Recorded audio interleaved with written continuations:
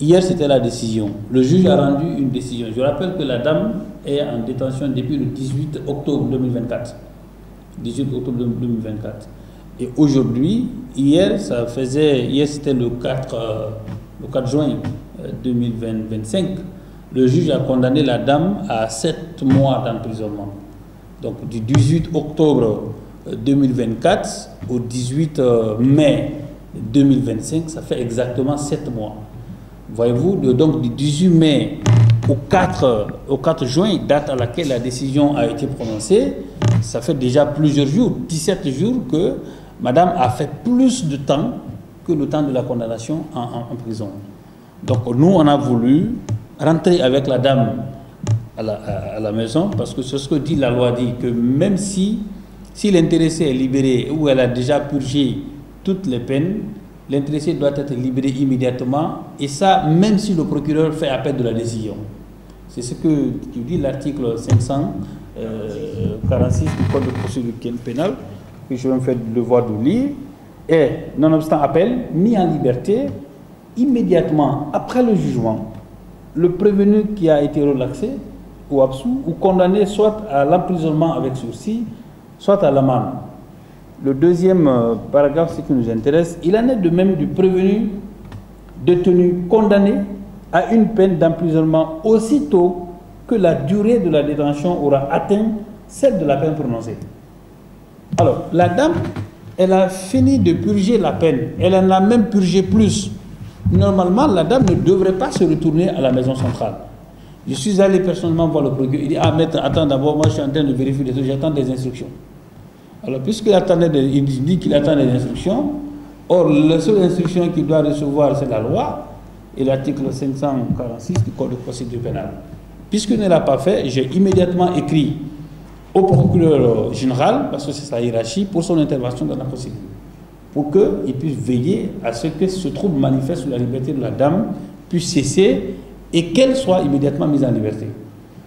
En même temps, j'ai écrit au bâtonnier par intérim, parce que c'est ce qu'un avocat doit faire. Vous faites recours à l'ordre professionnel auquel vous appartenez. Quand le bâtonnier a été saisi, immédiatement, j'étais au conseil de l'ordre, nous nous sommes rendus au bureau du procureur, on l'explique, il reconnaît la légalité du courrier que nous avons adressé, le contenu, le fondement légal, reconnaît que la dame ne devrait pas être en détention. Il dit tout de même qu'il faudrait que lui, il s'entretienne avec le ministre de la Justice. Ça veut dire que nous avons une justice, en fait, qui est inféodée et qu'il n'y a personne aujourd'hui sur la ligne qui peut prendre une décision de libérer cette dame-là.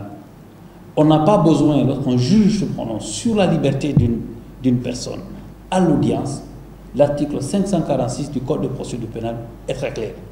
Pourquoi le procureur a besoin de se référer au ministre? Pourquoi le procureur de la République, M. Magasuba, demanderait aux gardes pénitentiaires d'embarquer la dame?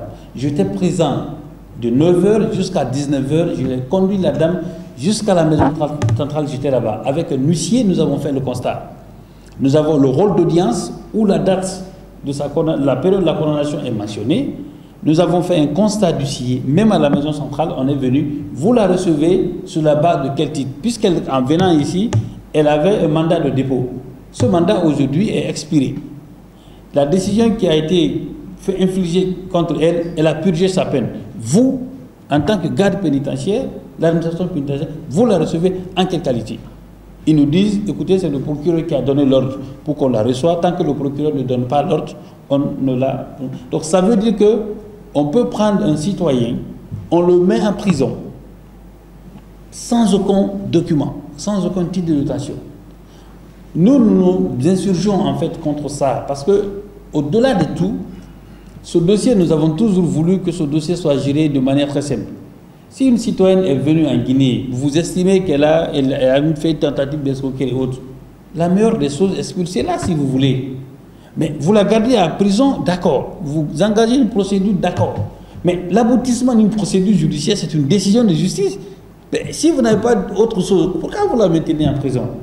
Donc je pense que cette situation est humiliante pour notre pays, pour l'institution judiciaire. C'est pourquoi nous avons lancé un appel, parce que ce combat n'est plus celui de Mme Moukoro Valérie et sa famille, ce combat n'est pas non plus celui de l'avocat que je suis ou que mes confrères sont. C'est un combat pour l'état de droit. C'est pour ça que nous allons saisir officiellement le bâtonnier de l'ordre des avocats avec les courriers, les constats que nous avons faits du dossier, et nous n'excluons pas la possibilité, évidemment, de poursuivre au plan disciplinaire et le procureur de la République près le tribunal de première instance de Kaloum que nous tenons pour responsable de cette incarcération, parce que c'est lui qui a donné l'ordre aux agents pénitentiaires pour ramener la dame à la maison centrale alors qu'il ne leur a donné aucun titre de détention. Nous tenons également pour responsable le procureur général qui a l'obligation de surveiller les comportements des procureurs qui relèvent de son ressort. Et nous avons pour preuve les pièces du dossier de la procédure, les courriers que nous lui avons adressés depuis le début de la procédure. Donc c'est cette information que je voulais porter à votre connaissance. Un avocat ne saisit pas le ministre pour son intervention dans une procédure, même si on a la possibilité de le faire lorsqu'il s'agit d'un cas flagrant de violation des droits de l'homme. Mais je ne sais même pas si ce ministre la règle des problèmes. Parce que là, il est informé de cette situation-là. Il n'agit pas.